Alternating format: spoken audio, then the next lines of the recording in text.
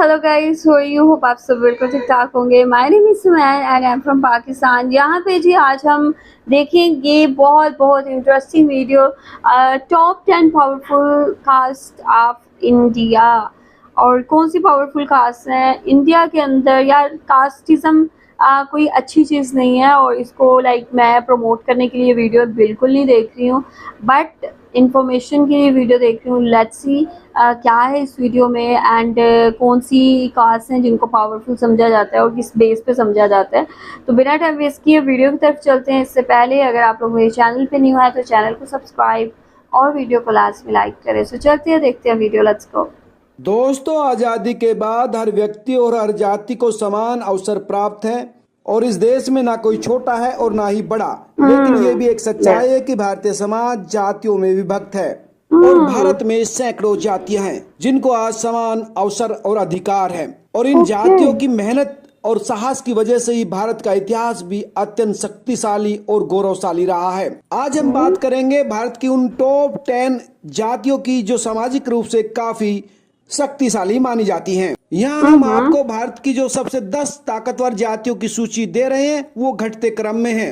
और यह सूची उन जातियों के इतिहास के आधार पर बनाई गई है, क्योंकि जातियों की तुलना करना आसान नहीं था। लेकिन जो सामाजिक रूप से जो स्वीकार्य क्रम है, उसके आधार पर हम यहाँ जातियों का क्रम वाइज वर्णन कर रहे हैं। तो सबसे पहले बात उस जाति की करते हैं जो सामाजिक रूप से सबसे आगे मानी जाती है, वो है ब्राह्मण। ब्राह्मण जाति के लोगों को अत्यंत बुद्धिमान और शक्तिशाली माना जाता है और भारतीय समाज और इतिहास के आधार पर इस जाति को सर्वोत्तम बताया गया है। इस जाति के लोगों को राजा से भी बढ़कर माना गया है और इसी वजह से इसको सबसे ताकतवर जाति का दर्जा दिया जाता है। क्योंकि जब देश में राजशाही थी तो उस वक्त राजा अपने दरबारों में ब्राह्मण की इजाजत के बिना कोई भी कार्य नहीं करते थे तथा सभी प्रकार के कार्यों में ब्राह्मण का परामर्श और आशीर्वाद लेना जरूरी समझा जाता था।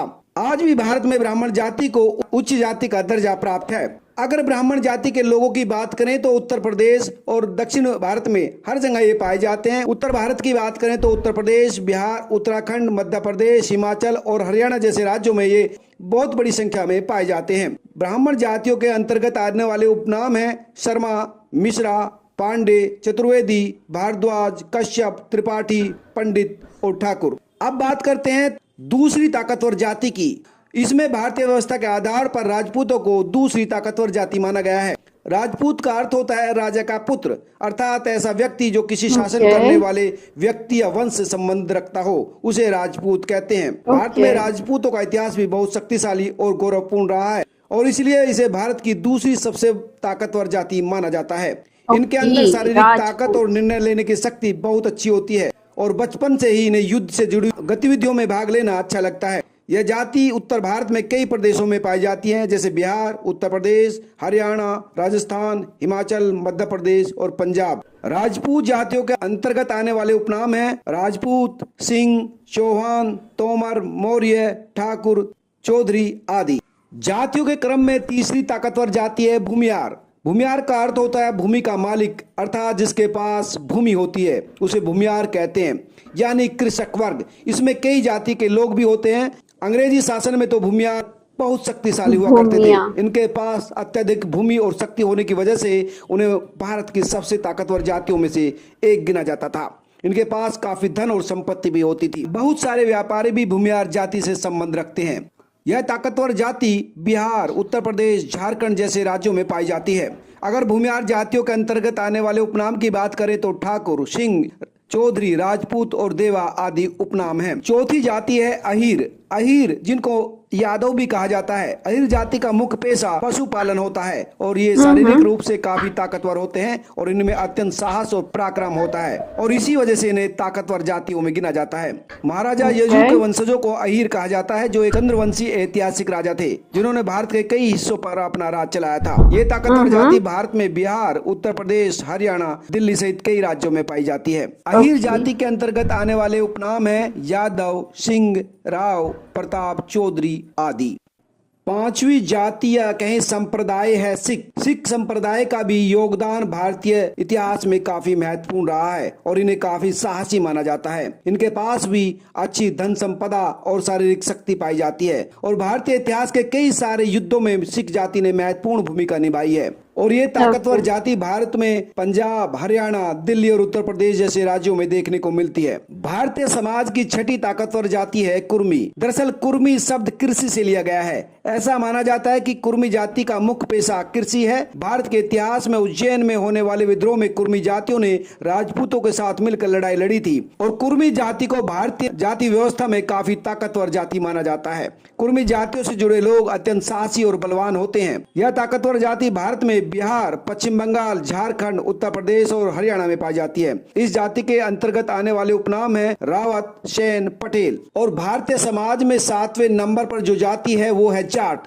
जाटों को काफी ताकतवर जाति माना जाता है। प्राचीन काल में जाट जातियां युद्ध कला में काफी अच्छी हुआ करती थी और यही कारण है कि आज भारतीय सेना में खुद इनकी जाट रेजिमेंट है। इनके साहसी स्वभाव और युद्ध कला की निपुणता के कारण इन्हें भारत की सबसे ताकतवर जातियों में से एक गिना जाता है। जाट जातियां मुख्यतः हिंदुओं में पाई जाती है, लेकिन इसके अलावा यह सिख और मुस्लिम धर्म में भी मौजूद है। जाट अगर भारत में बात करें तो पंजाब, हरियाणा, उत्तर प्रदेश, गुजरात, मध्य प्रदेश और उत्तराखंड के साथ साथ हिमाचल प्रदेश में भी पाए जाते हैं। जाटों के अंतर्गत आने वाले उपनाम है चौधरी, देशवाल, मल्ल, भुल्लर, ढिल्लो, पूनिया, रंधावा, नेहरा, महाल, मान और बग्गर। और भारतीय समाज में जो 8वें नंबर पर ताकतवर जाति है वो है गुज्जर। भारतीय इतिहास में गुज्जर एक प्रतिष्ठित जाति मानी जाती है जिनके पास अच्छी युद्ध कौशल और शारीरिक शक्ति होती है और इसी वजह से इन्हें ताकतवर और प्रभावशाली जाति माना गया है। गुज्जर जातियों का मुख्य पेशा पशुपालन और खेती होता है और यही वजह है कि भारतीय सेना में गुज्जर जातियों की अच्छी खासी संख्या है। गुज्जरों की बात करें तो दिल्ली, राजस्थान, मध्य प्रदेश, हरियाणा, उत्तर प्रदेश और जम्मू कश्मीर जैसे राज्यों में पाए जाते हैं और इनके उपनाम है गुज्जर, कनिष्क, राज, कुषाण, आर्यन। अब बात करते हैं उस जाति की जो 9वें पायदान पर है, वो है मीणा। दरअसल मीना जाति भारत की प्राचीन जातियों में से एक जाति है। यह मुख्य रूप से मत्स्य पालन और पशुपालन करते हैं, लेकिन इसके अलावा इनमें अत्यंत साहस और वीरता होती है, जिसकी वजह से भारत की सबसे ताकतवर जातियों में से एक गिनी जाती है। मीना जाति को राजस्थान के ऐतिहासिक शासकों में भी गिना जाता है, जो राजस्थान के कई भागों पर राज कर चुके हैं। ये ताकतवर जाति भारत के राजस्थान, उत्तर प्रदेश, हरियाणा, दिल्ली और मध्य प्रदेश जैसे राज्यों में पाए जाते हैं। मीणा उपजाति के अंतर्गत आने वाले उपनाम है मीना, मान आदि। अब बात करते हैं उस जाति की जो 10वें नंबर पर है, वो है रेड्डी। विजयनगर राज्य में रेड्डी जाति का उदय हुआ था और ये जाति अत्यंत साहसी और बलवान और पराक्रमी है। शुरुआत में रेड्डी जाति को शासक जाति के रूप में या ताकतवर जाति के रूप में नहीं माना जाता था, लेकिन उन्होंने अपने बल का प्रदर्शन करते हुए अपनी जाति को प्रतिष्ठित जातियों में शामिल करवा दिया। इसलिए रेड्डी जाति को भारत की सबसे ताकतवर जातियों में से एक गिना जाता है। हमें उनके कई पराक्रम और साहस के सबूत मिलते हैं। यही कारण है कि रेड्डी भारत की ताकतवर जातियों में शामिल है। रेड्डी की बात करें तो ये आंध्रा, तमिलनाडु, केरल और कई दूसरे दक्षिणी राज्यों में पाए जाते हैं। दोस्तों, जाति की उत्पत्ति व्यक्ति के कार्यों के आधार पर हुई थी, लेकिन आजादी के बाद सबको समान अवसर मिल रहे हैं, इसलिए कोई भी व्यक्ति कोई भी पेशा चुन सकता है। इसलिए न अब जातियों की कोई आवश्यकता है और न जातियों को लेकर कोई विशेष आग्रह होना चाहिए। आप क्या सोचते हैं? हमें ओके जी, ये वीडियो आप लोगों ने देखी थी। वीडियो काफ़ी इंटरेस्टिंग है। इन्होंने इंडिया के अंदर जो अहम किस्म की कास्ट हैं उनका जिक्र किया। अब हिंदूज में भी कास्ट है एंड मुसलमानों में भी कास्ट है एंड इन्होंने सिखों की भी बात की, उनकी भी कास्ट के हवाले से बताया। तो like it's quite informative video.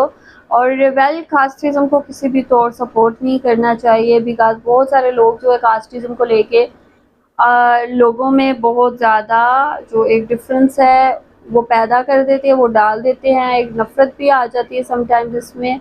कुछ लोग इसको बहुत ज़्यादा सीरियस होकर देखते हैं। इसलिए आप जब भी किसी से मिलें, जब भी किसी से दोस्ती करें, आई थिंक हमें ये चीज़ें जो है कभी भी किसी से शेयर नहीं करनी चाहिए, ना किसी से पूछनी चाहिए।